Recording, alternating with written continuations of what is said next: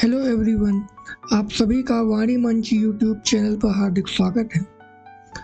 कहानी के पिछले भाग में हमने देखा कि गेसु मिठाई लेकर सुधा के घर आती है और कुछ समय व्यतीत करने के बाद वह वापस गाड़ी से सुधा के घर से निकलती है। तभी सुधा को साइकिल से चंदर आता हुआ दिखता है। तो आइए इसके आगे की कहानी शुरू करते हैं।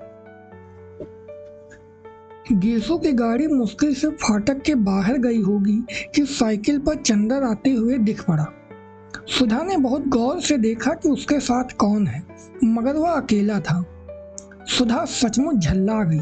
आखिर लापरवाही की हद होती है। चंदर को दुनिया भर के काम याद रहते हैं, एक सुधा से जाने क्या खार खाए बैठा है कि सुधा का काम कभी नहीं करेगा। इस बात पर सुधा कभी कभी दुखी हो जाती है और घर में किससे वह कहे काम के लिए। खुद कभी बाजार नहीं जाती। नतीजा यह होता है कि छोटी से छोटी चीज के लिए मोहताज होकर बैठ जाती है और काम नौकरों से भी करवा ले। पर अब मास्टर तो नौकर से नहीं ढूंढवाया जा सकता, उनको तो नौकर नहीं पसंद कर सकता, किताबें तो नौकर नहीं ला सकता और चंदर का यह हाल है। इसी बात पर कभी कभी उससे रुलाई आ जाती है। चंदर ने आकर बरामदे में साइकिल रखी और सुधा का चेहरा देखते ही वह समझ गया।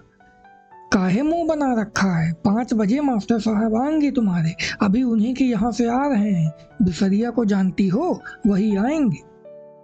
और उसके बाद चंदर सीधा स्टडी रूम में पहुंच गया।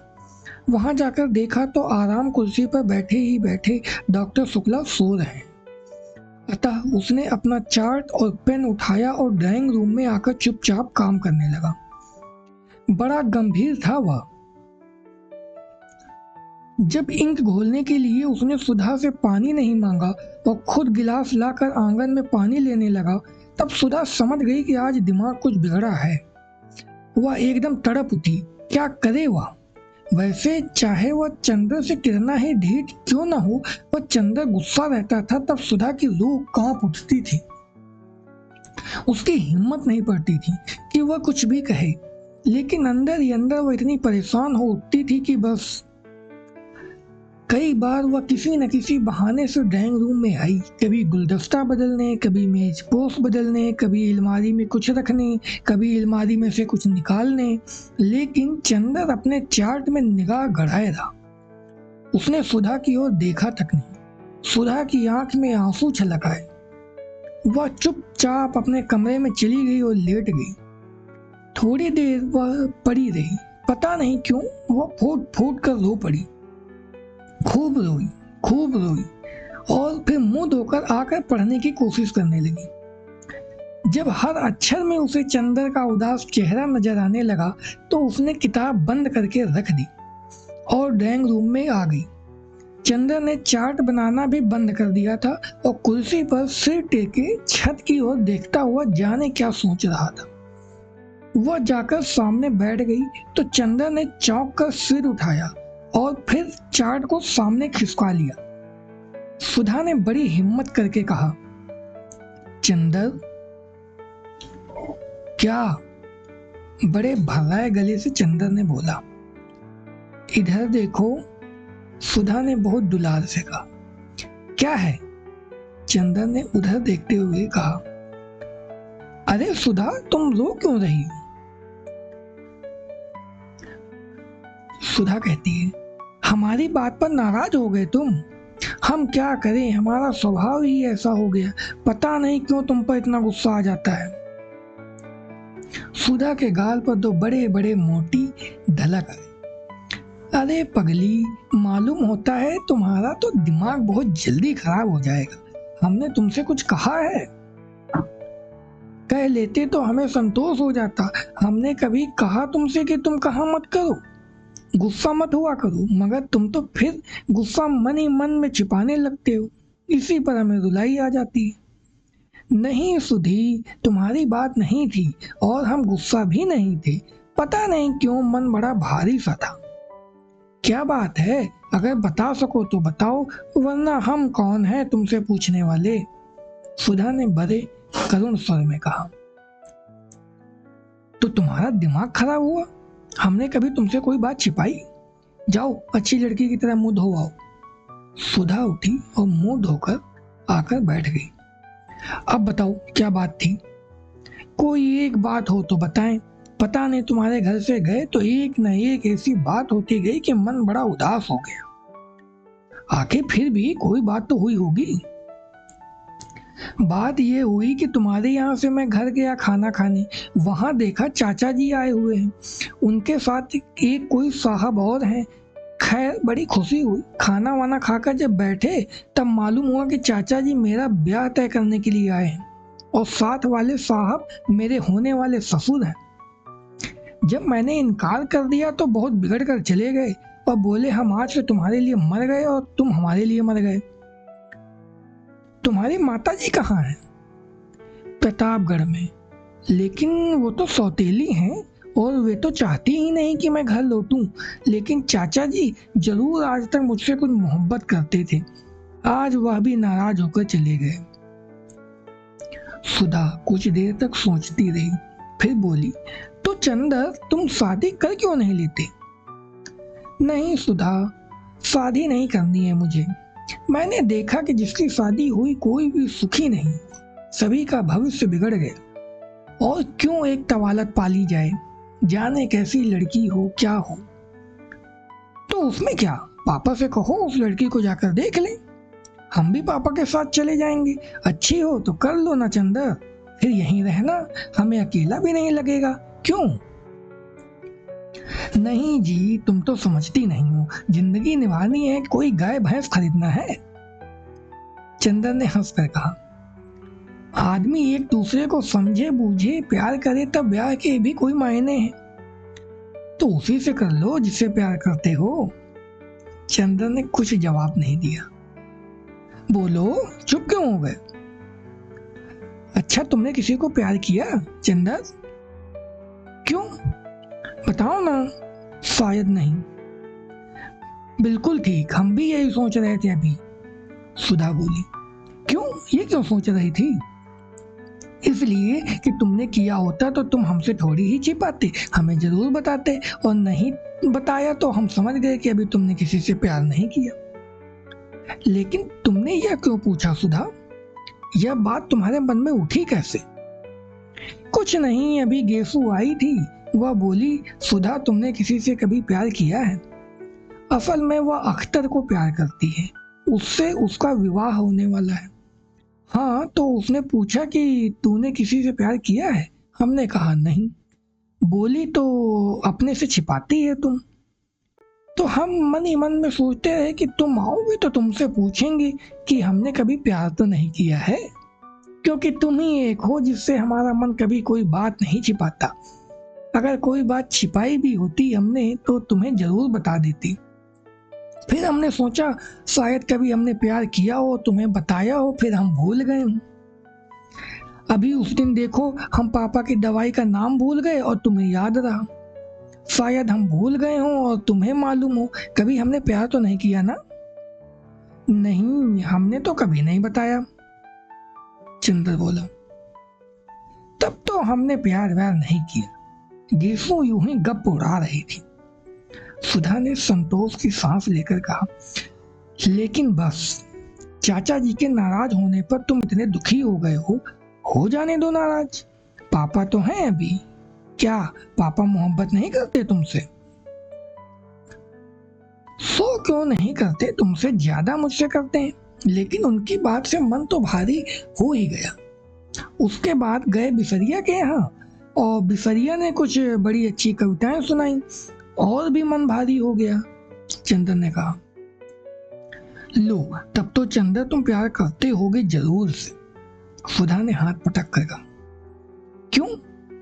गेसू कह रही थी शायरी पर जो उदास हो जाता है वह जरूर मोहब्बत करता है। सुधा ने कहा, अरे ये पोर्टिको में कौन है? चंदर ने देखा, लो बिसरिया आ गया। चंदर उसे बुलाने उठा तो सुधा ने कहा, अभी बाहर बैठाना उनको, मैं तब तक कमरा ठीक कर लूं। बिसरिया को बाहर बिठाकर चंदर भीतर आया अपना चार्ट वगैरह समेटने के लिए। तो सुधा ने कहा, सुनो। चंदर रुक गया। सुधा ने पास आकर कहा, तो अब तो उदास नहीं हो तुम? नहीं चाहते? मत करो शादी, इसमें उदास क्या होना। और कविता वविता पर मुंह बनाकर बैठे तो ये अच्छी बात नहीं होगी। अच्छा, चंदर ने कहा। अच्छा वच्छा नहीं, बताओ, तुम्हें मेरी कसम, उदास मत हुआ करो, फिर हमसे कोई काम नहीं होता। अच्छा, उदास नहीं होंगे पगली, चंदर ने हल्की सी चपत मारकर कहा। और बस उसके मुंह से एक ठंडी सांस निकली। उसने चार्ट उठाकर स्टडी रूम में रखा। देखा डॉक्टर साहब अभी सो ही रहे हैं। सुधा कमरा ठीक कर रही थी। वह आकर बिसरिया के पास बैठ गया। थोड़ी देर में कमरा ठीक करके सुधा आकर कमरे के दरवाजे पर खड़ी हो गई।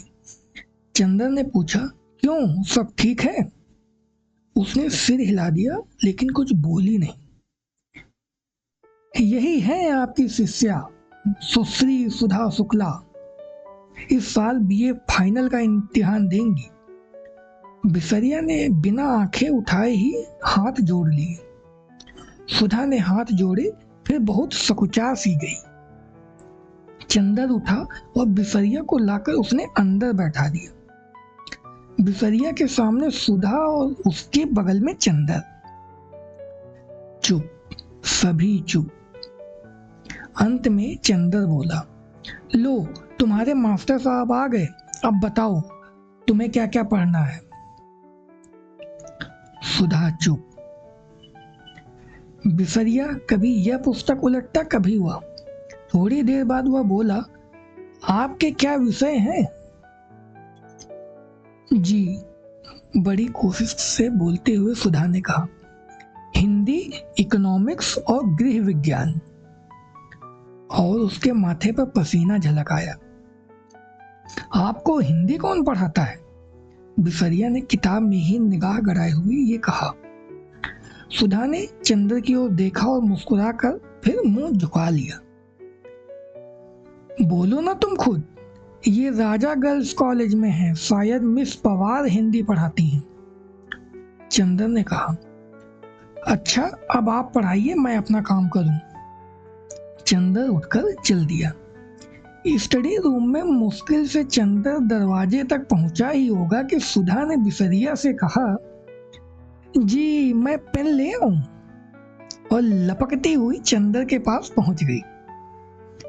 ए सुनो चंदर। चंदर रुक गया और उसका कुर्ता पकड़कर छोटे बच्चों की तरह मचलते हुए सुधा बोली, तुम चलकर बैठो तो हम पढ़ेंगे, ऐसे शर्म लगती है। जाओ चलो, हर वक्त वही बचपना। चंदर ने डांट कर कहा, चलो पढ़ो सीधे से, इतनी बड़ी हो गई अभी तक वही आदतें। सुधा चुपचाप मुंह लटकाकर खड़ी हो गई और फिर धीरे धीरे पढ़ने लग गई। चंदर स्टडी रूम में जाकर चार्ट बनाने लगा। डॉक्टर साहब अभी तक सो रहे थे। एक मक्खी उड़कर उनके गले पर बैठ गई और उन्होंने बाएं हाथ से मक्खी मारते हुए नींद में ही डॉक्टर शुक्ला ने कहा, मैं इस मामले में सरकार की नीति का विरोध करता हूं। नींद में ही कहा। चंदर ने चौंक कर पीछे देखा। डॉक्टर साहब जग गए थे और जमुहाई ले रहे थे। जी आपने मुझसे कुछ कहा? चंदर ने पूछा। नहीं, क्या मैंने कुछ कहा था? ओह, मैं सपना देख रहा था। कै बज गए? 5:30। अरे बिल्कुल शाम हो गई। डॉक्टर साहब ने बाहर देखकर कहा, अब रहने दो कपूर, आज काफी काम किया है तुमने, चाय मंगवाओ। सुधा कहाँ है? पढ़ रही है, आज से उसके मास्टर साहब आने लगे हैं। अच्छा अच्छा, जाओ उन्हें भी बुला लाओ और चाय भी मंगवा लो, और उसे भी बुला लो, सुधा को। चंदर जब ड्राइंग रूम में पहुंचा तो देखा सुधा किताबें समेट रही और बिसरिया जा चुका है। उसने सुधा से कहना चाहा, लेकिन सुधा का मुंह देखते ही उसने अनुमान लगा लिया कि सुधा लड़ने के मूड में है। अतः वह स्वयं ही जाकर महाराजिन से कह आया कि 3 प्याला चाय पढ़ने के कमरे में भेज दो। जब वह लौटने लगा तो खुद सुधा ही उसके रास्ते में खड़ी हो गई और धमकी के स्वर में बोली, अगर कल से साथ नहीं बैठोगे तो हम नहीं पढ़ेंगे। हम साथ नहीं बैठ सकते, चाहे तुम पढ़ो या ना पढ़ो। चंदर ने ठंडे स्वर में कहा और आगे बढ़ गया। तो फिर हम नहीं पढ़ेंगे, सुधा ने जोर से कहा।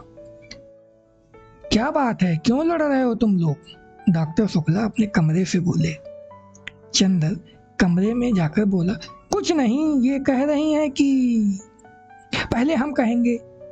बात काटकर सुधा बोल दी, पापा हमने इनसे कहा कि तुम पढ़ाते वक्त बैठा करो, हमें बहुत शर्म लगती है। ये कहते हैं पढ़ो चाहे ना पढ़ो, हम नहीं बैठेंगे। अच्छा, जाओ चाय ले आओ। जब सुधा चाय लाने गई तो डॉक्टर साहब बोले, कोई विश्वास पात्र लड़का है? अपने घर की लड़की समझकर सुधा को सौंपना पढ़ने के लिए। सुधा बच्ची नहीं है। हाँ, अरे यह भी कोई कहने की बात है। हाँ, वैसे अभी तक सुधा तुम्हारी ही निगहबानी में रही है। तुम खुद ही अपनी जिम्मेदारी समझते हो। लड़का हिंदी में एमए है। हाँ, एमए कर रहा है। अच्छा है, अब तो बिनती आ रही है, उसे भी पढ़ा देगा। सुधा चाय लेकर आ गई थी। पापा तुम लखनऊ कब जाओगे? शुक्रवार को। क्यों? और ये भी जाएंगे? हाँ। और हम अकेले रहेंगे? क्यों? महाराजिन यहीं सोएंगे और अगले सोमवार को हम लौट आएंगे। डॉक्टर शुक्ला ने चाय का प्याला मुंह से लगाते हुए ये कहा। एक गमकदे की शाम, मन उदास, तबीयत उजटी सी, सितारों की रोशनी फीकी लग रही थी। मार्च की शुरुआत थी और फिर जाने शाम इतनी गर्म थी या सुधा को ही इतनी बेचैनी लग रही थी। पहले वह जाकर सामने के लॉन में बैठी, लेकिन सामने के मॉल फ्री के पेड़ में छोटी छोटी गौरैयों ने मिलकर इतनी जोर से चहचहाना शुरू किया कि उसकी तबीयत घबरा उठी। वह इस वक्त एकांत चाहती थी और सबसे बढ़कर सन्नाटा चाहती थी, जहां कोई न बोले, कोई बात न करे, सभी खामोशी में डूबे हुए हों। वह उठकर टहलने लगी और जब लगा कि पैरों में ताकत ही नहीं रही तो फिर लेट गई हरी हरी घास पर। मंगलवार की शाम थी और अभी तक पापा नहीं आए थे। आना तो दूर, पापा या चंदर के हाथ के एक पुर्जे के लिए तरस गई। किसी ने यह भी नहीं लिखा कि वे लोग कहाँ रह गए हैं या कब तक आएंगे। किसी को भी सुधा का ख्याल नहीं रहा। शनिवार या इतवार को तो वह हर रोज खाना खाते वक्त रोई। चाय पीना तो उसने उसी दिन छोड़ दिया था। और सोमवार को सुबह पापा नहीं आए कॉन्फ्रेंस से लौटकर, तो वह इतना फूट फूट कर रोई कि महाराजिन को सिकती हुई रोटी छोड़कर चूल्हे की आंच निकालकर सुधा को समझाने आना पड़ा। और सुधा की रुलाई देखकर तो महाराजिन के हाथ पांव ढीले हो गए थे। उसकी सारी डांट हवा हो गई थी और वह सुधा का मुंह ही मुंह देखती थी। कल से कॉलेज भी नहीं गई थी और दोनों दिन इंतजार करती रही कि कहीं दोपहर को पापा ना आ जाए। गेसू से भी 2 दिन से मुलाकात नहीं हुई थी, लेकिन मंगल को दोपहर तक जब कोई खबर नहीं आई तो उसकी घबराहट बेकाबू हो गई। इस वक्त उसने बिसरिया से भी कोई बात नहीं की। आधा घंटा पढ़ने के बाद उसने कहा कि उसके सिर में दर्द हो रहा और उसके बाद खूब रोई। उसके बाद उठी, चाय पी, मुंह हाथ धोया और सामने के लॉन में टहलने लगी और फिर से लेट गई हरी हरी घास पर। बड़ी ही उदास शाम थी और क्षितिज की लाली के होंठ भी स्याह पड़ गए। बादल सांस रोके पड़े थे और खामोश सितारे टिमटमा रहे थे। बगुलों की धुंधली धुंधली कतारें पर मारती हुई गुजर रही थी। सुधा ने एक लंबी सांस लेकर सोचा कि अगर वो चिड़िया होती तो एक क्षण में उड़कर जहां चाहती वहां की खबर ले आती। पापा इस वक्त घूमने गए होंगे। चंदर अपने दोस्तों की टोली में बैठा रंगरलियां कर रहा होगा। वहां भी दोस्त बना ही लिए होंगे उसने। बड़ा बातूनी है और बड़े मीठे स्वभाव का है चंदर। आज तक किसी से सुधा ने उसकी बुराई नहीं सुनी। सभी उसको प्यार करते थे, यहाँ तक कि महाराजिन जो सुधा को हमेशा डांटती रहती थी, चंदर का हमेशा पक्ष लेती थी और सुधा सभी से हर एक बात पूछ लेती थी कि चंदर के बारे में उसकी क्या राय है। लेकिन सब लोग जितनी चंदर की तारीफ करते वह उतना अच्छा उसे नहीं समझती थी। आदमी की परख तब होती है जब दिन रात बरते। चंदर उसका ऊन कभी नहीं लाकर देता था। बादामी रंग का रेशम मंगाओ तो केसरिया रंग का ला देता था। इतने नक्शे बनाता रहता था और सुधा ने हमेशा उससे कहा कि मेज पोस्ट की कोई डिजाइन बना दो, तो उसने कभी नहीं बनाई। एक बार सुधा ने बहुत अच्छी वायल कानपुर से मंगवाई और चंदर से कहा, लाओ यह बहुत अच्छी है, इस पर हम किनारे की डिजाइन बना देंगे। और उसके बाद उसने उसमें तमाम पान जैसा जाने क्या बना दिया। और जब सुधा ने पूछा यह क्या है, तो बोला लंका का नक्शा है। जब सुधा बिगड़ी तो बोला, लड़कियों के हृदय में रावण से मेघनाथ तक करोड़ों राक्षसों का वास होता है, इसलिए उनकी पोशाक में लंका का नक्शा ज्यादा सुशोभित होता है। मारे गुस्से के सुधा ने वह धोती अपनी मालकिन को दे डाली थी। यह सब बातें तो किसी को मालूम नहीं। उनके सामने तो जरा सा कपूर साहब हंस दिए, चार मजाक की बातें कर दी, छोटे मोटे उनके काम कर दिए, मीठी मीठी बातें कर ली और सब समझे कपूर साहब तो बिल्कुल गुलाब के फूल हैं। लेकिन कपूर साहब जो दिन रात सुधा के मन में चुपते रहते हैं, यह तो दुनिया को नहीं मालूम। दुनिया क्या जाने कि सुधा कितनी परेशान रहती है। चंद्र की आदतों से अगर दुनिया को मालूम हो जाए तो कोई चंद्र की जरा भी तारीफ न करे, सब सुधा को ही अच्छा कहें। लेकिन सुधा कभी किसी से कुछ नहीं कहती, मगर आज उसका मन हो रहा था कि किसी से चंद्र की जी भर कर बुराई कर ले तो उसका मन बहुत हल्का हो जाए। तो दोस्तों, ये थी आज के भाग की कहानी। आज के इस भाग को यहीं पर विराम देते हैं। मिलते हैं बहुत जल्द अगले भाग के साथ। तब तक बहुत बहुत धन्यवाद आप सभी का।